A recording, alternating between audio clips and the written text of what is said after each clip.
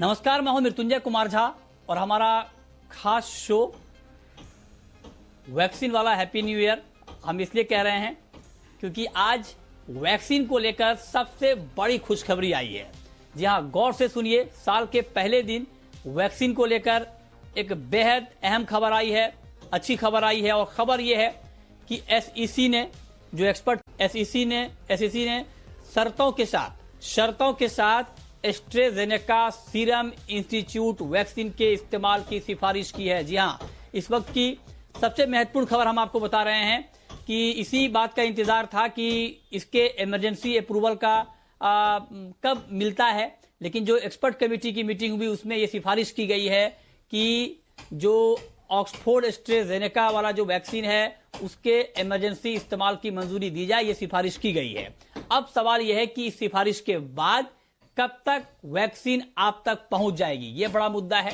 दूसरा सवाल यह है कि इस सिफारिश से लेकर के आप तक पहुंचने की जो पूरी प्रक्रिया है वैक्सीन की, वो क्या होगी, कौन सी वैक्सीन आप तक सबसे पहले पहुंच सकती है, और भी कई सारी वैक्सीन रेस में है, उस वैक्सीन को लेकर के ताजा अपडेट क्या है।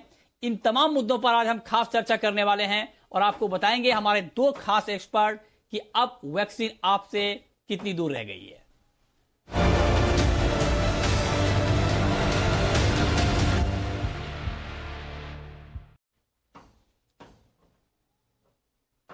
और आज हमारे साथ इस खास चर्चा में दो खास मेहमान हैं। हमारे साथ हैं डॉक्टर रमन गंगाखेडकर, पूर्व head epidemiology and communicable disease ICMR के, और साथ ही हमारे साथ डॉक्टर शशांक जोशी हैं, एडवाइजर हैं वैक्सीन टास्क फोर्स महाराष्ट्र के। आप दोनों का बहुत बहुत स्वागत है इस खास चर्चा में। मेरा सबसे पहला सवाल डॉक्टर शशांक जोशी जी आपसे होगा कि जरा आप हमारे दर्शकों को ये बता दें, क्योंकि बहुत टेक्निकल टर्म सामने आते हैं कि अलग अलग कमेटी की बैठक होती है, वहां पर मंजूरी मिलती है। अब जो खबर आई है कि एक इमरजेंसी इस्तेमाल की मंजूरी मिली है शर्तों के साथ, ये सिफारिश की गई है एसईसी की तरफ से, इसका क्या मतलब है, इसके बाद का प्रोसेस क्या है? तो ये तो खुशखबरी है और सबको मैं नव वर्ष की शुभकामना देना चाहता हूं कि जो सब्जेक्ट एक्सपर्ट कमेटी है उन्होंने ये कोविशील्ड वैक्सीन की सेफ्टी और एफिकेसी जो United kingdom, Britain, south Africa, Brazil, America और भारत में जो ट्रायल्स हुए उसका पूरा डाटा स्टडी करके उन्होंने एक रिकमेंडेशन देंगे ड्रग कंट्रोल जनरल को, और ड्रग कंट्रोल जनरल फिर एक लिमिटेड लाइसेंस देगा इमरजेंसी यूज के लिए, कोविशील्ड के लिए। और फिर उसकी जो प्रक्रिया है वैक्सीनेशन की वो चालू हो जाएगी पूरे भारतवर्ष में। तो ये जो फाइनल हर्डल जो बोलते हैं वो क्लियर हो गया, जो फाइनल जो एग्जाम होती है वो क्लियर हो गया। ऐसे पहले लक्षण आते हैं। अभी तक उसके पूरे जो डिटेल्स है सब्जेक्ट एक्सपर्ट कमेटी के डिटेल्स, मिनट्स अभी तक वेबसाइट पे आए नहीं है, और मेरे को अभी भी पता है कि अभी भी वो उसकी मीटिंग जारी है। बट संकेत यही लगते हैं कि कोविशील्ड को अप्रूवल मिल गया है, और उसका प्रमुख कारण यह है कि ये वैक्सीन जो है ऑलरेडी यूके के जो MHRA है, जो DCGI का इक्विवेलेंट है, उन्होंने भी उसकी अप्रूवल दी है। तो ये वैक्सीन अभी इमरजेंसी यूज में भारतवर्ष में अवेलेबल होगी। दो ही जगह पे इसके विचार विमर्श हुआ। एक तो पहला डोज तो देना ही है, दूसरा डोज महीने के बाद देना है कि 3 महीने के बाद देना है, ये इसका एक डिसीजन आना है। और दूसरी बात कि इसका जो इम्यूनोजेनिसिटी डेटा सीरम इंस्टीट्यूट को देना था, मेरे ख्याल से उन्होंने सबमिट किया रहेगा, और उसका पूरा एनालिसिस करके सब्जेक्ट एक्सपर्ट कमेटी ने उसको अप्रूवल दिया है। ये अच्छी खबर है, और हमको लगता है कि 7 से 14 जनवरी तक पहला जो टीकाकरण है वो चालू हो सकता है भारतवर्ष में। अरे सर, ये आपने बहुत ही शानदार बात कही है जोशी जी। 1 जनवरी को साल की शुरुआत में आप कह रहे हैं कि 7 से 14 जनवरी के बीच में जो है टीकाकरण का काम भी शुरू हो जाएगा, पहला टीका लग जाएगा। ये बहुत बड़ी बात आपने कही है। अब गंगाखेडकर जी, मैं सर आपसे जानना चाहता हूं कि ये जो अब जो ये सब्जेक्ट एक्सपर्ट कमेटी की मंजूरी मिली है, जो सिफारिश उन्होंने की है कि इसको मंजूरी दी जाए, जो सूत्र बता रहे हैं, तो इसके बाद का प्रोसेस होता क्या है? मतलब अब क्या जो सिफारिश है उसको एज इट इज मान लिया जाएगा, अप्रूवल दिया जाएगा और सीधे वैक्सीनेशन का काम शुरू हो जाएगा? इसके बाद जो प्रोसेस है, जो प्रोसीजर है, वो क्या होता है सर, ये जरा बताएं। मतलब मैं ये जानना चाह रहा हूं इसके जरिए कि इस सिफारिश से लेकर और एक व्यक्ति तक वैक्सीन पहुंचने का क्या पूरा तरीका है? नहीं, जब DCGI जब अप्रूवल देता है, यानी वो सब्जेक्ट एक्सपर्ट कमेटी DCGI को अपनी राय देते हैं, वो राय देने के बाद में डीसीजीआई उसको फॉर्मली अप्रूवल देते हैं। वो डीसीजीआई ने अप्रूवल देने के बाद में वो जो वैक्सीन होगी, वो वैक्सीन लोगों को मिल सकती है। दूसरी बात, वो मार्केट कर सकते हैं। इन चीज़ों का भी हमको बराबर अंदाज आता है। लेकिन सबसे बड़ी बात हमको एक याद रखना पड़ेगा, ये रिस्ट्रिक्टेड यूज़ की अगर वैक्सीन है तो जैसे डॉक्टर शशांक जोशी ने बताया कि कौन से डोज को और कितने अंतर से देना है, उसका डिसीजन क्या हमने जैसे यूके के एमएचआरए ने लिया वैसा लिया है क्या, ये देखना पड़ेगा।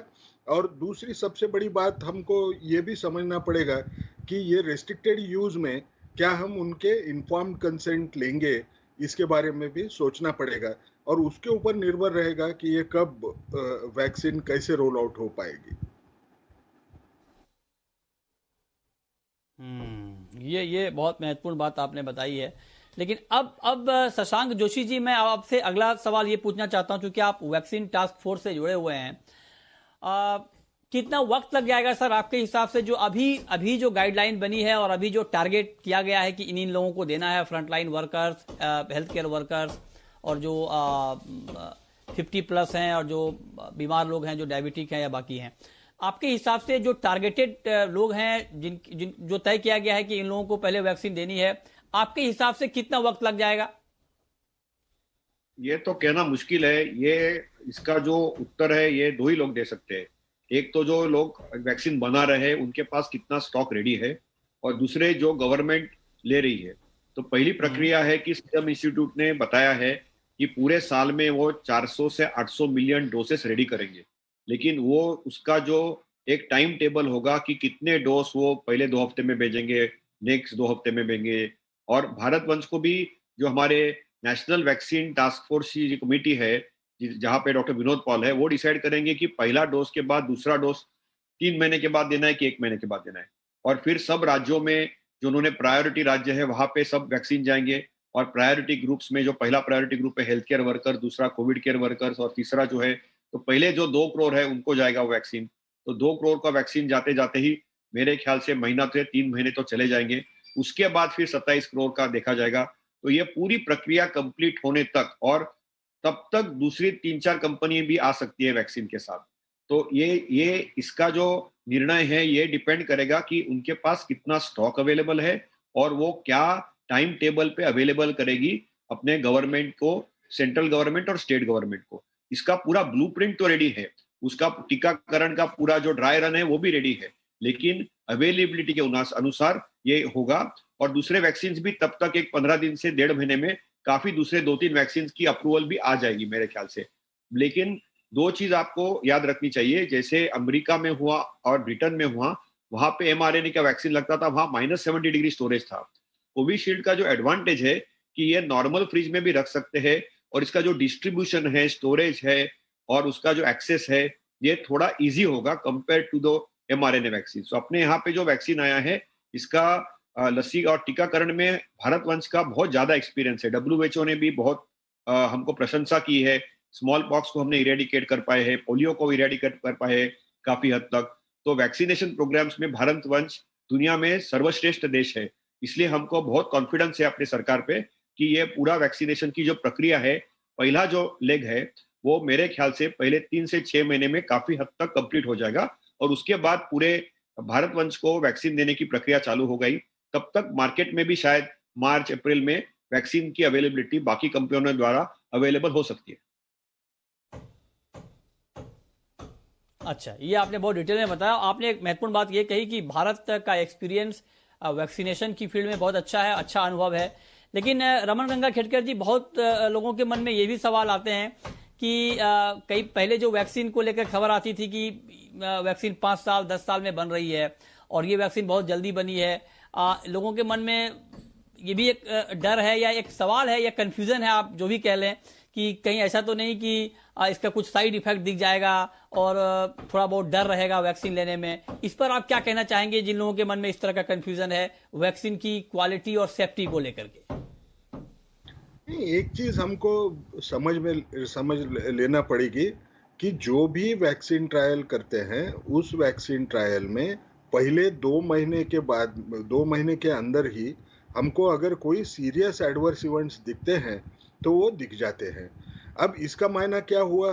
अगर कोई भी ट्रायल हुई जिसमें 4-1 महीने से ऊपर उनका पार्टिसिपेशन हुआ है, तो हमको इस चीज़ की चिंता नहीं रहनी चाहिए कि क्या ये वैक्सीन को और साइड इफ़ेक्ट होंगे जो शायद मुझे पता नहीं होंगे और मुझे कुछ तकलीफ होगी, वो बहुत सीरियस साइड इफ़ेक्ट्स रह सकते हैं। सीरियस साइड इफ़ेक्ट नहीं रहेंगे।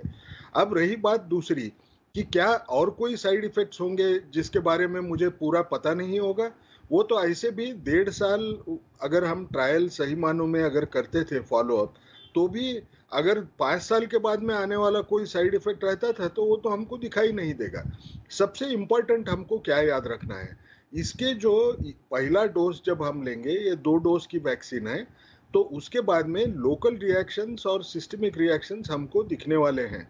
जैसे कुछ हम जैसे बोलते हैं थोड़ा बुखार आना, वो जहाँ वैक्सीन दी है, उस जगह पे उसको सूजन लगना है या उसको उसमें दर्द महसूस होना और तीसरी बात थोड़ा-सा उसको फटीग आए वैसे लगना।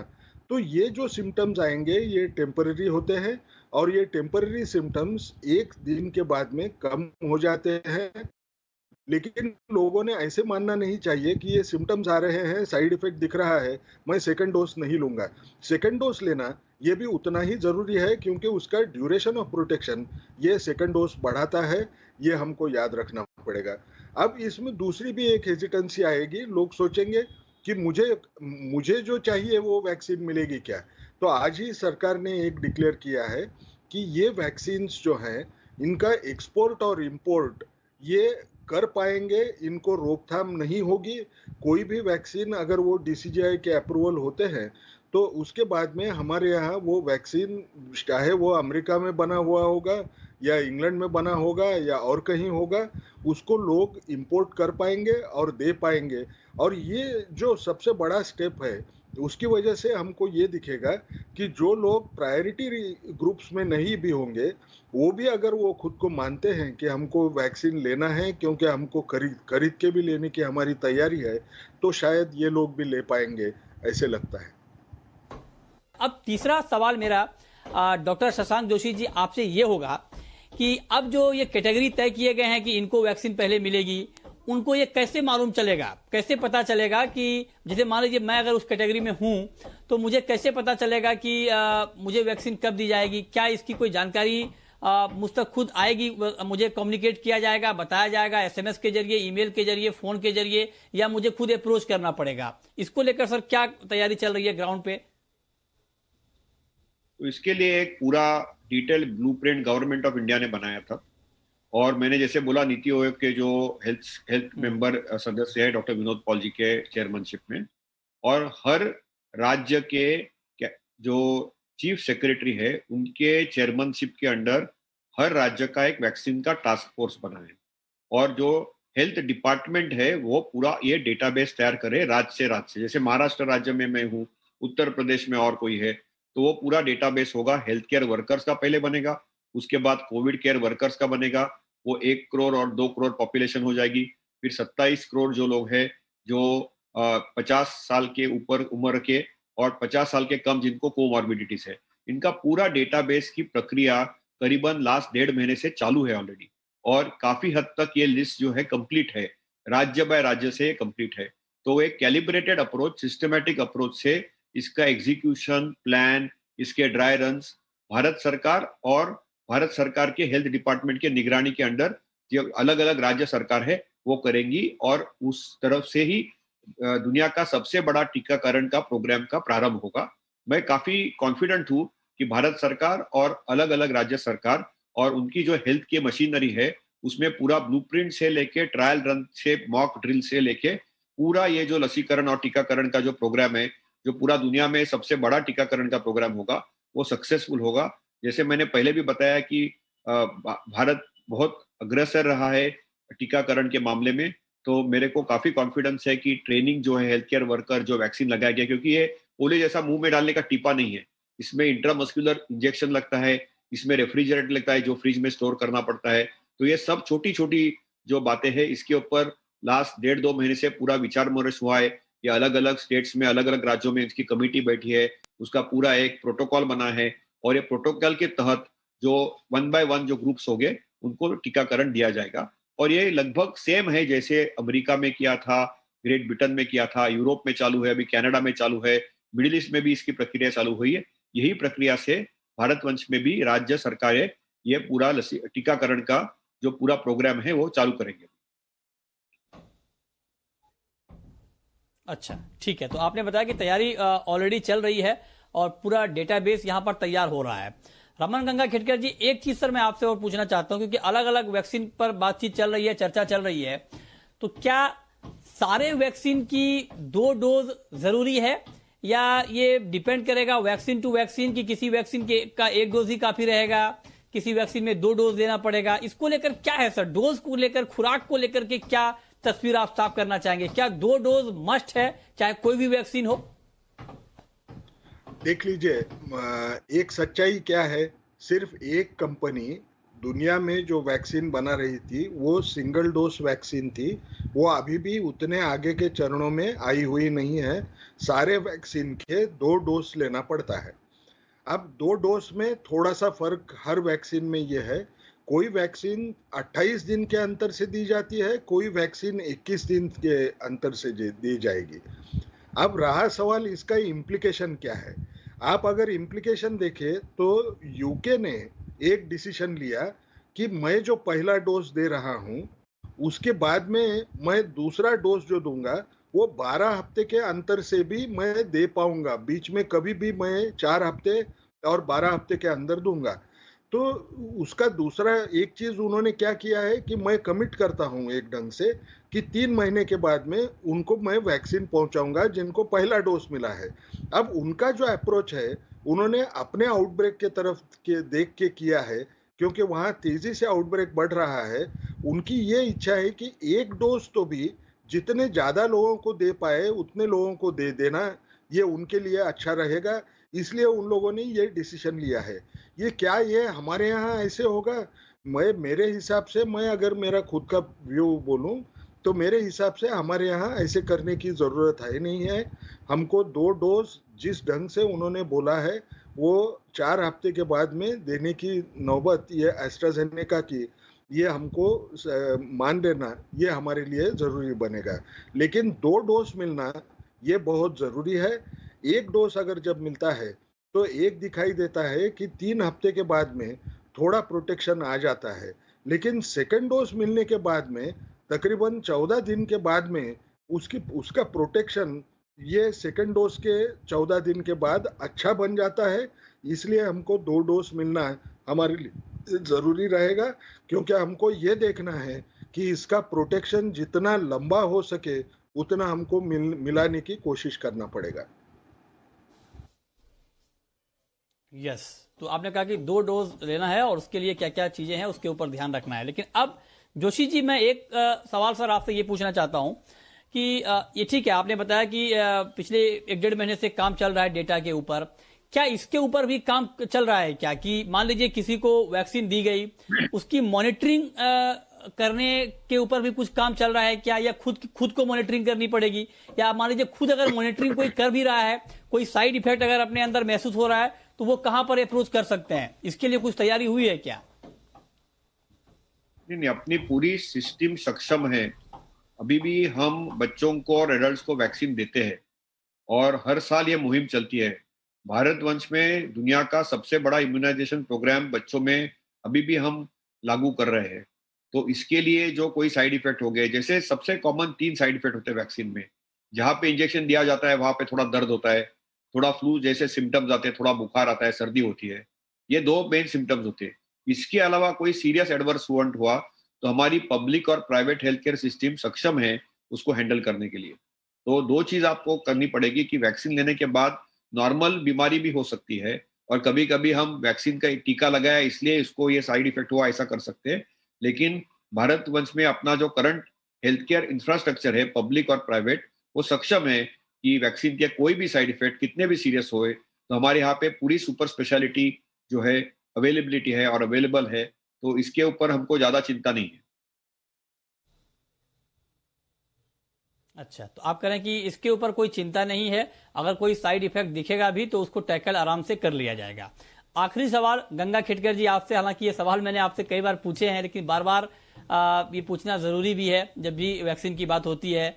अब जो ये न्यू स्ट्रेन की बात हो रही है, क्या उसको लेकर कुछ ताजा रिसर्च या कुछ ताजा अपडेट है क्या कि जो वैक्सीन अभी आने वाली है और जो वैक्सीन चल रही है, क्या वो नए स्ट्रेन को रोकने में भी कामयाब हो पाएगी?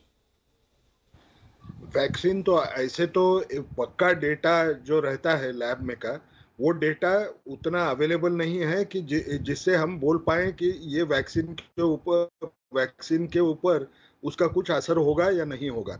लेकिन जो प्रिलिमिनरी स्टडीज हुए हैं उसमें ब्रिटिश एक लैब में उन्होंने ये बताया है कि ये स्ट्रेन जो है वो और वाइल्ड टाइप का जो स्ट्रेन होता है वो दोनों के खिलाफ जो भी हम न्यूट्रलाइजिंग एंटीबॉडीज तैयार करते हैं वो उसी ढंग से काम करते हैं। तो हमारे मन में उतना डर रहना ये जरूरी नहीं है। अब रहा दूसरा सवाल, ये स्ट्रेन के बारे में और कुछ हमको पता चला है। हमको ये पता चला है वो ब्रिटेन के साइंटिस्ट के तरफ से ही, उन्होंने जब ये डेटा स्टडी किया है तो उसमें दो चीज़ों का पता बहुत अच्छे ढंग से हो रहा है कि इससे मौत होने का डर ये बढ़ता नहीं है, ये सबसे बड़ी बात है। और दूसरी सबसे बड़ी बात, इनके इस स्ट्रेन की वजह से री इन्फेक्शन होने का जो डर है वो डर नहीं है। ये तीनों चीज़ें बहुत अच्छी है। हमको आज हमने जो फर्स्ट वेव है वो फर्स्ट वेव को झुकाने में हमने बहुत योगदान दिया है, सरकार ने भी दिया है और लोगों ने भी दिया है। हमको कोविड एप्रोप्रिएट बिहेवियर हम अगर ऐसे ही कंटिन्यू करें तो हमको सेकंड वेव, हम तो इस इंटरवेंशन से ही जो नॉन फार्माकोलॉजिक इंटरवेंशंस हैं उनसे भी रोकने में हम कामयाब रह पाएंगे। और सबसे बड़ी बात, जब वैक्सीन आती है तो ये दोनों इंटरवेंशन साथ में मिलके अगर हम कर पाएं, जल्द से जल्द लोगों को वैक्सीन भी दे पाएं, तो शायद इससे बहुत बड़ा फर्क पड़ेगा और ये कोविड-19 को एलिमिनेट करने में हमको ज़्यादा साथ मिलेगी। जी, ओके, बहुत शुक्रिया रमन गंगा खेडकर जी आपका और शशांक जोशी जी आपका हमारे साथ इस खास चर्चा में जुड़ने के लिए और बताने के लिए कि वैक्सीन को लेकर के अब आगे की प्रक्रिया क्या होगी। अच्छी बात यह है नए साल में कि वैक्सीन जल्द से जल्द आ रही है, ये एक बड़ी खुशखबरी है। हम भी उम्मीद करते हैं कि ये पूरा काम जल्दी से जल्दी हो ताकि हम कोरोना को मात दे पाएं। फिलहाल इस खास शो में इतना ही।